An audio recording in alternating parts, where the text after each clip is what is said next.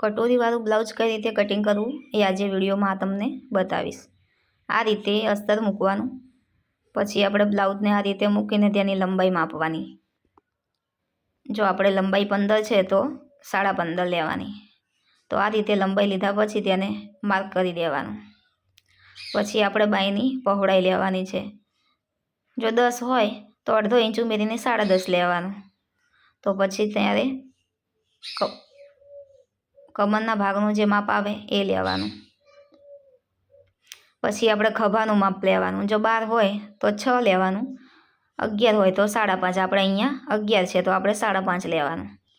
તો 5.5 લઈને પછી એક ખભો માપવાનો। એક ખભો જો 3 છે તો અડધો ઇંચ ઉમેરીને 3.5 લેવાનું। પછી આ રીતે ચોરસ લીટી દોરીને રાઉન્ડ શેપ આપી દેવાનો। 1 ઇંચ લઈને રાઉન્ડ શેપ આપી દેવાનો। પછી આપણે લેશું પાછળના ભાગનું માપ। જે ગળાનું ભાગ છે એનું માપ લેવાનું। 4 છે તો 4.5 કરવાનું। પછી આ રીતે ચોરસ કરી દેવાનું અને પછી તેને રાઉન્ડ શેપ આપીને માર્ક કરી દેવાનું। જો આ રીતે આપણે રાઉન્ડ શેપ આપી દીધો છે।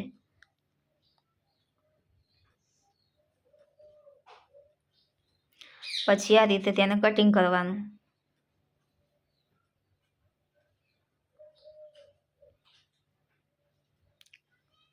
કટિંગ કર્યા પછી આપણે પાછળ ગળાનું પણ કટિંગ કરી લેવાનું। પછી જે વધારાનું કાપડ હતું એને આ રીતે જે બાયનો ભાગ આપણે કાપ્યો એને અને જે બીજું કાપડ વધ્યું હતું એને આ રીતે મૂકી દેવાનું। પછી આ રીતે થોડું દોરી લેવાનું। એને ખભાનું દોરી લેવાનું અને બાયનું દોરી લેવાનું। ત્યાર પછી જે વાંક્યું છે તેનું માપ લેવાનું। 7 છે તો 7 લેવાનું। પછી યોક પટ્ટો છે એને 5 માપ આવ્યું તો 5 લેવાનું।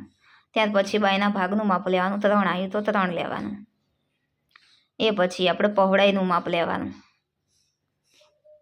આ રીતે પહોળાઈનું માપ લીધા પછી આગળનું ગળાનો શેપ લેવાનો છે આપણે। તો આ રીતે અડધો ઇંચ આગળ રાખીને આ રીતે શેપ દોરી દેવાનો અને અહીંયા થોડું અડધો ઇંચ વધારીને જે યોક પટ્ટો આવે એના સુધી દોરી લેવાનું।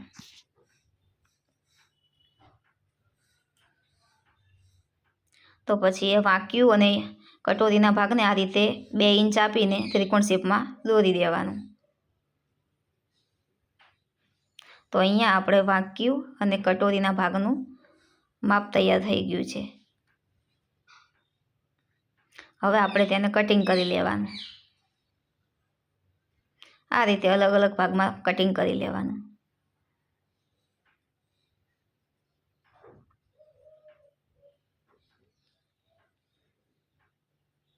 એ પછી આપણે યોક પટ્ટાનું માપ લેવાનું છે।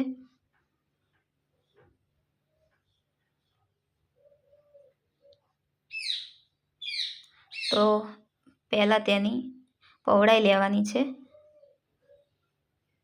અહીંયા 12 છે તો આપણે 12 લીધું છે અને લંબાઈ 4 છે તો 4.5 લીધું છે।